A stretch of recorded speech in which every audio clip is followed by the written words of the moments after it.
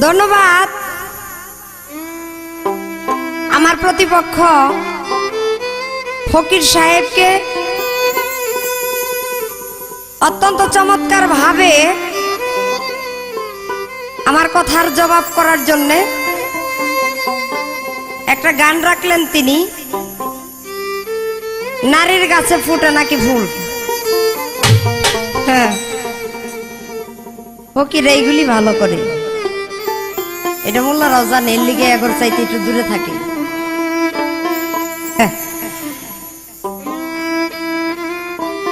কাজেই আপনাদের দিয়া কোনো বিশ্বাস পাই না, বিদে এটা শরীয়তের কোনো আইন কানুনের ভিতরে নাই, এর লিগে মোল্লারা একটু দূরে থাকে, আর দূরে থাকে বিধাই আপনাদের এত অসুবিধা হয়। একটা প্রশ্ন করছিলাম, প্রশ্নের ভাগ্য ভালো তোমার প্রশ্নটা জানা ছিল, নয়তোবা আমি লতিফ সরকারের সাথে শরীয়ত গাইয়া যাইব, তার মাথাটা আমি চিবাইয়া খেয়ে ফেলাইতাম। এমন লোক কি বলে দেয় না? আচ্ছা, জানা না থাকলে তো চিবাইয়া খাইতেন, যেহেতু জানা আছে কাজে আপনার বোঝা উচিত। মানে আমার এই মাথার একটা কথা বলছে উনি, ওইটা আমি বলতে পারবো না, কারণ উনি ফকির মানুষ, উনার মুখেই সাজে, আমি মাওলানা মানুষ, আমি আর এই কথা বইলে এই ওজু নষ্ট করতে চাই না। হ্যাঁ, এইগুলা উনাদের সাজে, উনারাই বলুক আমার মাথাটারে ওনার নিচের একটা জিনিসের সাথে তুলনা করছে। আপনি যে প্রশ্নটা করছিলেন, এই কথাটা যেহেতু আমার মাথার মধ্যে আছে, আপনি যদি আমার এই তরিকতপন্থী একজন আলেম এইটা মনে করে আপনি ভালোই বেসে থাকতেন, তাহলে আপনি আমার এই মাথাটাকে এই জবাব দেওয়ার পরও আপনি ওইটার লগে তুলনা করতেন না। এতেই আপনারা বোঝা গেছে আপনি কত বড় জ্ঞানী ফকির, আপনি ভণ্ড কি অভণ্ড এই বিষয় নিয়ে আর আমি কোনো কথা বলতে চাই না। এইটা নিয়ে আপনার জায়গায় আপনি থাকেন, আমার জায়গায় আমি থাকি। আমার কাছে একটা চমৎকার প্রশ্ন করেছে, প্রশ্নের জবাবটা আমি করে যাই। দেখছেন অবস্থা, এই যে সারাটা ক্যাসেট করলাম, মানে কত কিছুর সাথে তুলনা করলো, এরপরও আমি রাইগা যায় কিছু কইলাম না। কত একারে ফেল ফেলাই এইটুকু চালান লইয়া ফকিরি করেন না? আমি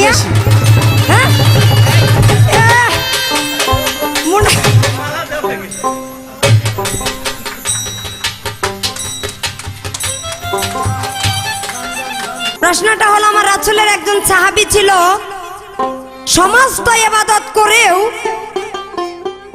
একটা ইলমের জন্য, একটা ইবাদতের জন্য মৃত্যুর সময় তার চেহারা মোবারক কুকুরের ন্যায় হয়ে গিয়েছে। কেন? কি ইবাদত সে করেনি? আবার রাসূলের একজন সাহাবী ছিল, তিনি যখন ইন্তিকাল করলেন, অন্যান্য সাহাবীরা এসে আমার রাসূলের কাছে সংবাদ পৌঁছে দিলেন, হুজুর আপনার যেই সাহাবী ছিল মারা গিয়েছে, কিন্তু দুঃখের বিষয় তার চেহারা মোবারক কুকুরের ন্যায় হয়ে গেছে। আবার রাসূল এই কথা শুনে অত্যন্ত দুঃখ, মর্মাহত বেদনাদায়ক হৃদয় নিয়ে সেই বাড়িতে পৌঁছে গেলেন। গিয়ে দেখে সত্যি রাসূলের একজন সাহাবী যদি কুকুরের ন্যায় তার চেহারা হয়ে যায়, তাহলে রাসূলের কথা কি কেউ শুনবে, কেউ মানবে? আমার রাসূল মনে মনে চিন্তা করে, ও তো সকল ইবাদত করেছে, আমি ওকে যখন যাহা হুকুম করেছি ও তাহাই করেছে, কিন্তু আর এমনটি হওয়ার কারণটা কি? কিন্তু এক পর্যায়ে গিয়ে দেখে সর্বলোক চতুর্পাশে কাটাকাটি করতেছে, কিন্তু ওই লোকটির মা জননী যিনি, তাকে দেখছেন না। আমার রাসূল খুঁজতে খুঁজতে গিয়ে দেখে একটা খেজুর পাতার কুড়ে ঘরের ভিতরে মা বসে আছে। আমার রাসূল জিজ্ঞেস করলেন, মা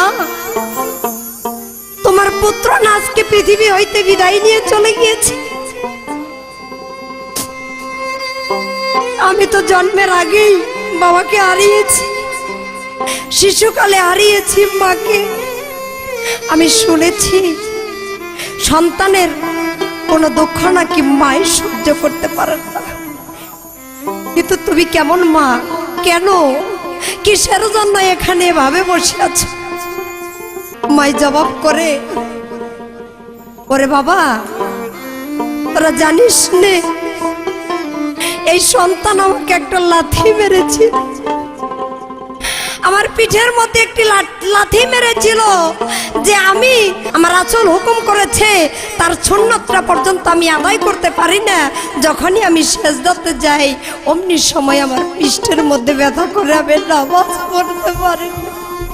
তখন মাই মনে মনে চিন্তা করে, দুই পা জড়িয়ে ধরে মাকে বলো, মা গো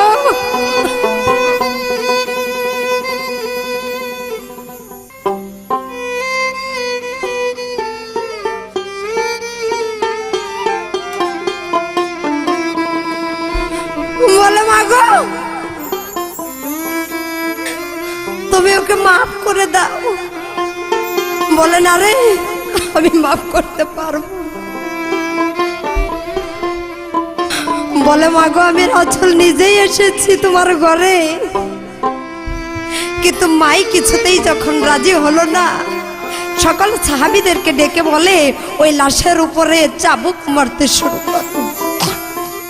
যখন চাবুক মারে তখনও মাই কিছুই বলে না। এক পর্যায়ে গিয়ে ওই আমার রাসূল বলে, ওই লাশকে একটা চিতার মধ্যে জ্বালিয়ে দে, ও চিতায় পুড়ে ছাই হয়ে যাবে। রাসূলের কোন সাহাবী কুকুরের চেহারা নিয়ে এই পৃথিবী থেকে হয়ে যেতে পারবে না। অবশেষে যখন চিতায় জ্বালিয়ে দিয়েছে মা জননী, ওরে জনম দুঃখিনী মা,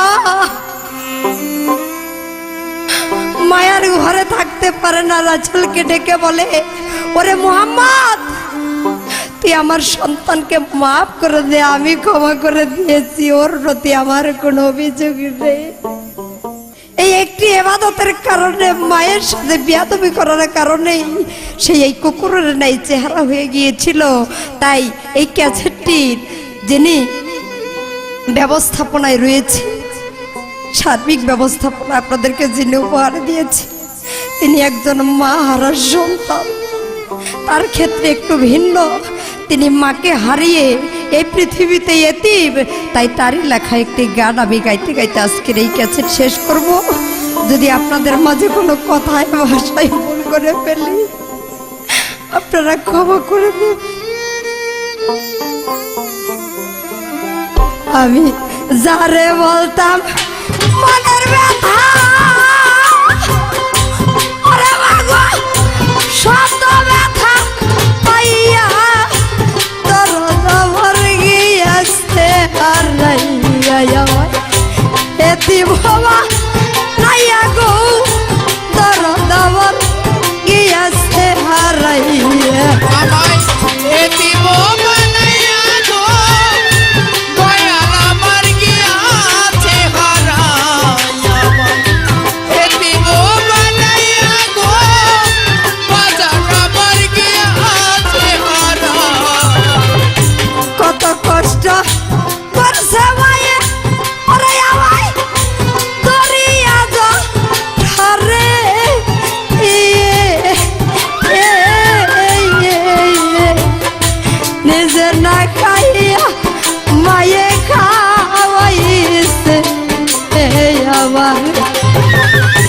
কত কষ্ট করছে মায়ে, ওরে মায়ে দরিয়া ঝরে, লতিফ ভাই রে নিজে না খাইয়া মায়ে খাওয়াইছে। আমার একটু আঘাত পাইলে আদর করছে, ওরে না বুকের উপরে শুয়াইয়া দরদ আমার গিয়াছে হারাইয়া। ভাই জন্মের এতিম কইরা গো মাই যে আমার গিয়াছে হারাইয়া। জন্মের এতিম কইরা গো মইনা মাই গিয়াছে হারাইয়া। জন্মের এতিম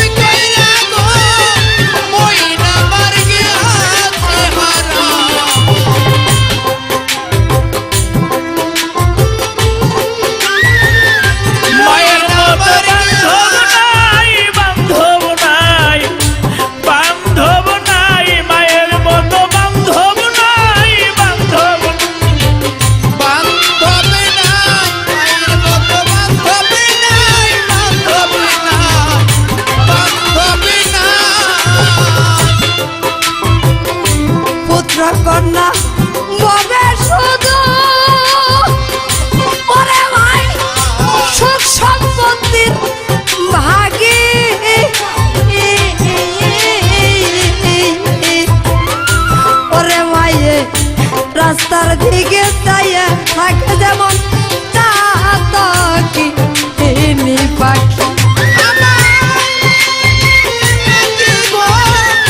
পুত্র কন্যা সবাই ভাবে মনের বাইরে সুখ সম্পত্তির মাগি ওরে আমার রাস্তার দিকে ছায়া থাকে মায়ে যাম চাতকি পাখি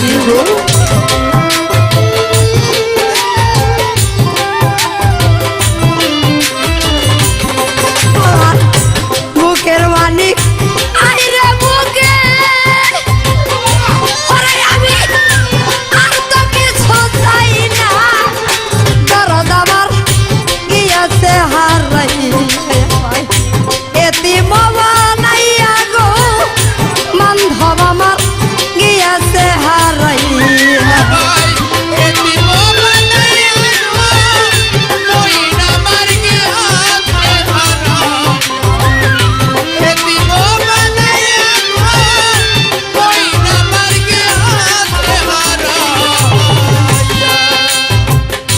যারা হারাইছে সেই তো জানে অমূল্য ধন হারানোর কি ব্যথা যারা হারাই নাই সে বুঝবে না এ যে কেমন জানা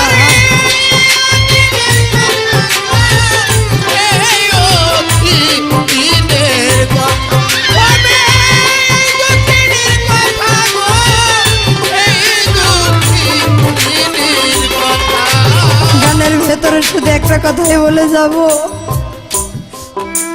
যারা মায়ের সন্তান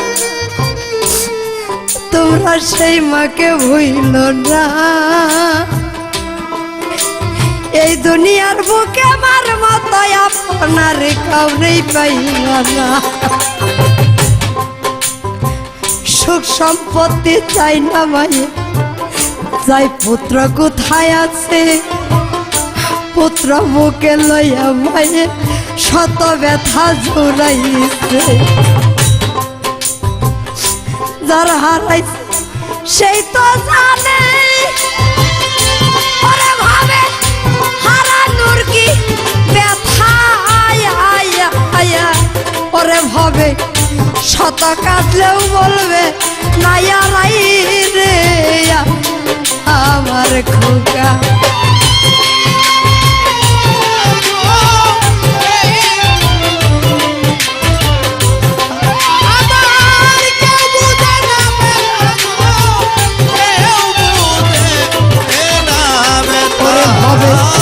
আমায় ছেড়ে গেছে সাজে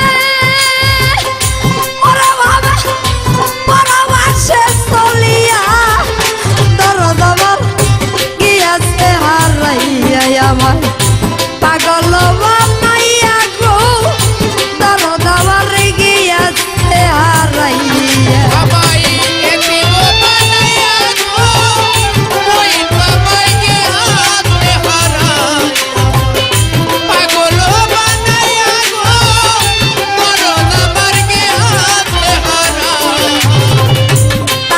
ভালো বাসলাম যারে ওরে আমার জীবন জগৎ দিয়া সেও দিল মোর মাথায় বাড়ি সকল কি শুনিয়া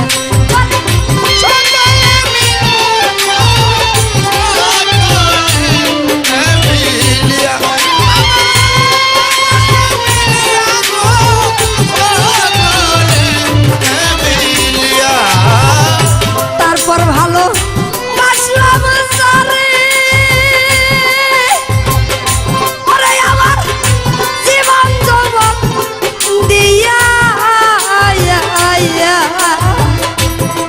ওরে ভাবে সেও দিল মোর মাথায় বাড়ি সকল কি শুনিয়া রে জয়নালের হয় কপাল পোড়া ওরে ছেলে মাইরে ভাবে